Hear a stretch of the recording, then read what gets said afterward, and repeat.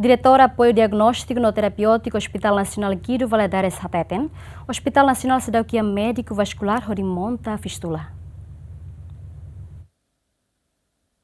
Relaciona o paciente a NOREP nebe durante ne hala tratamento faceran e Hospital Nacional durante tinangualo halo paciente ni sinolon iha problema atu continua tau mangueira ho de faceran leu husi parte liman aing no kakorok. Também atu continua tratamento faceran médico sirhatete cada paciente precisa monta equipamento honaran alvegraf iha parte liman ho de continua faceran mas bela monta iha Hospital Nacional. Nune família paciente honia belum comunidade musisi sira imediata sosarasik tiquete avião pode transferir paciente para Malásia atu monta equipamento ne nune bele salva paciente nia vida. Tuir diretor apoio diagnóstico no terapêutico Hospital Nacional Guido Valadares Vidal de Jesus Lopes reconhece Hospital Nacional iha problema ho recurso humano ho de monta fistula. Botira fistula ne laos fácil é muito tudo bele halo.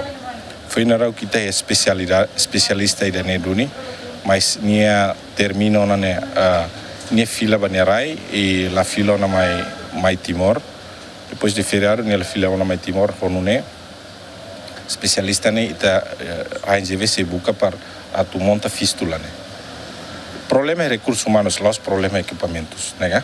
Ita se precisa bolo fale expert ida be especialista ba área be vascularization ne ba área ida ne ita se bolo mai hori qualquer fistula ita bele monta hena.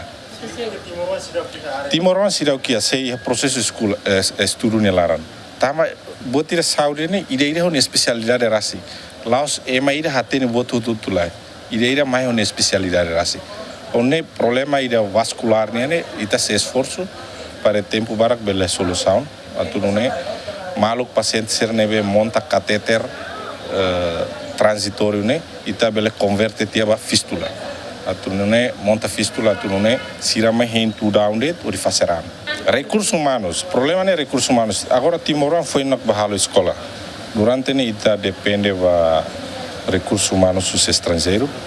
Agora, estrangeiros, mas quando terminam no contrato, ou nia halona, nia la maiona, ita tem que buscar solução. Além de o Hospital Nacional Guido Valadares, o Ministério da Saúde coordena ela onça, busca solução para o problema refere. Médico especialista vascular, nebe antes ne Ministério da Saúde contrata, o de halau serviço e Hospital Nacional Guido Valadares, Husinação Cuba termina o ne contrato e hatinangkoto. Daudau ne Timoroan na rua makhalau ela estudo ba área vascular nian e nação Cuba. Equipa cobertura GMN.